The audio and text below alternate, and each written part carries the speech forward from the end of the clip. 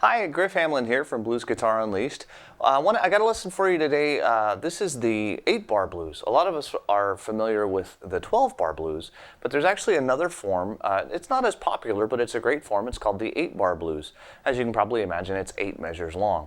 The most famous song that I know of, at least, that uses this form is Key to the Highway. There's a lot of great versions of that tune out there, so if you get a chance, definitely check one out. But I'm going to do it in the key of G. There are several recordings in that key, so I'm going to go with G. We're going to use the what I call the blues in E rhythm. You might be familiar with this. It's a real common blues rhythm. We're going to do it though in G, which means your pinky's going to get a little bit of a workout.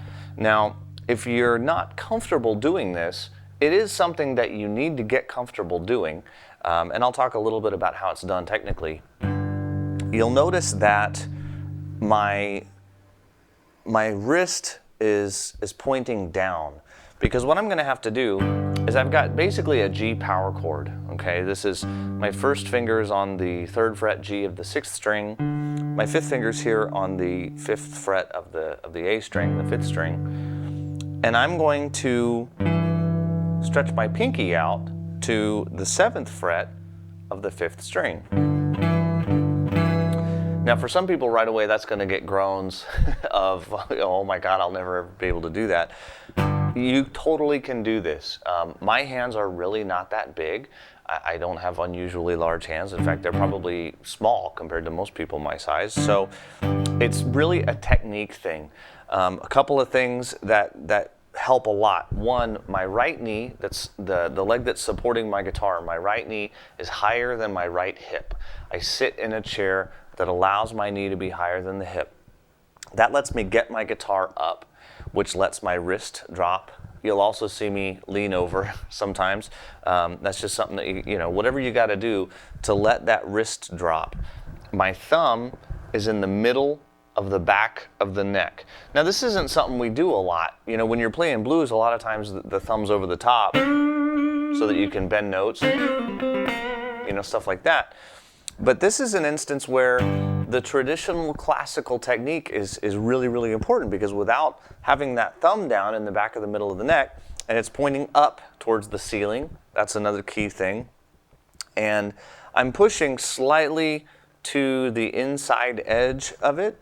It's positioned right, I know it's hard to see this, it's positioned basically right behind my middle finger. So my thumb is basically right behind my middle finger, although slightly to the, I'll say to my left, okay? And that allows me to keep my wrist straight, which is what makes this stretch possible. If you do this kind of a thing where your thumb is up, there's no way, your hand is just in a position where there's no way that pinky's gonna stretch out.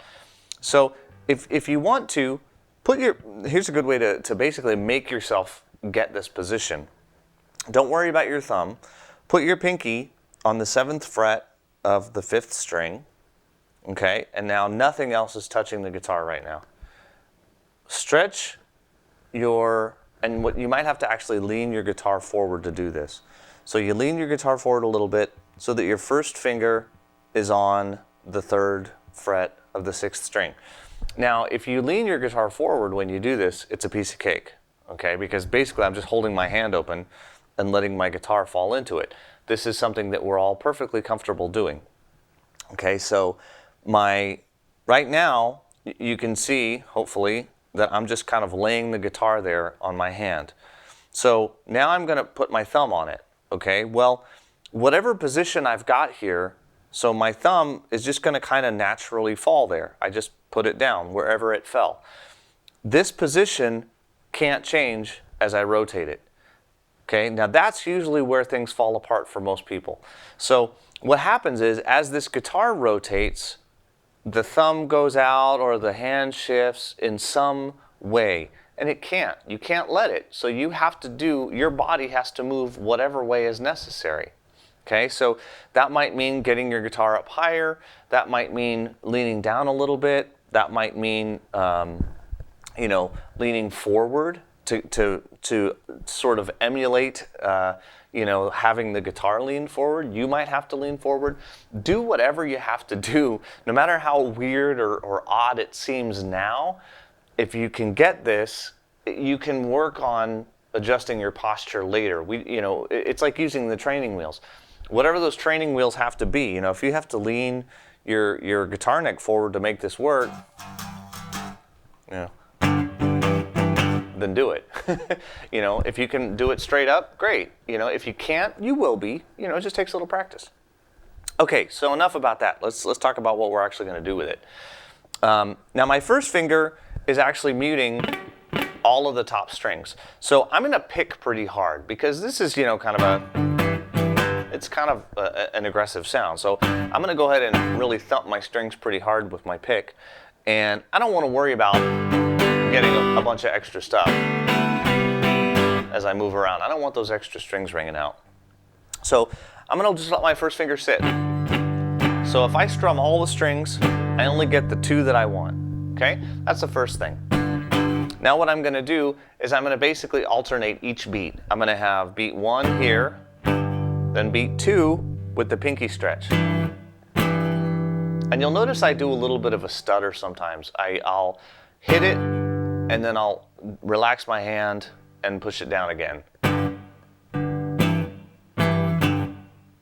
Okay, the reason I do that is it's just a sound thing. You can leave it down.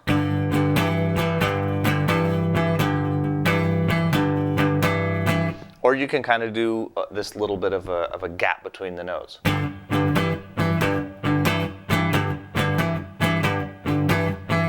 Either way, every pair of strums you're changing.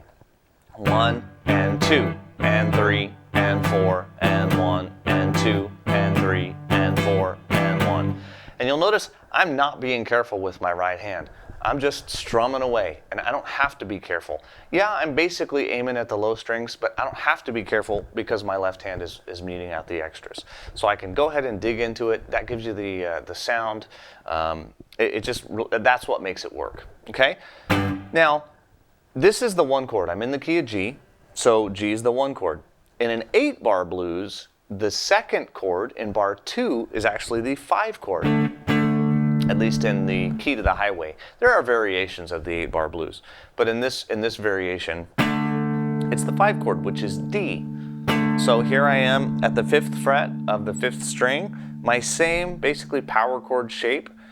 My first finger still arcing over to mute out potential other strings, and it's touching the 6th string with the tip. That's also important because again, it lets me dig in.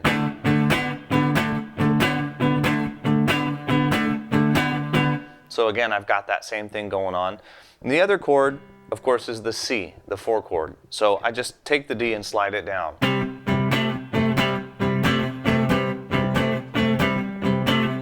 So we're going to do that rhythm pattern in the 8-bar progression. Now the 8-bar progression is going to be 1 bar of the 1 chord,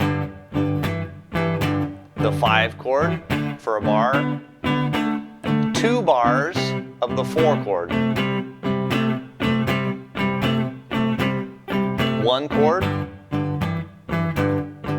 5 chord, 1 chord, and 5 chord. Now in my version, I'm actually going to strum this D7 shape at the end there. Okay, so I'm going to play it through twice. I'm going to play it with a backing track that will, you know, kind of keep me honest and kind of fills out the sound a little bit. You could play this by yourself on an acoustic. It'll sound great. You can sing over it. You can, you know, turn it into whatever you want. It's a great rhythm. So I'm going to throw on the jam track right now, and hopefully you can play along.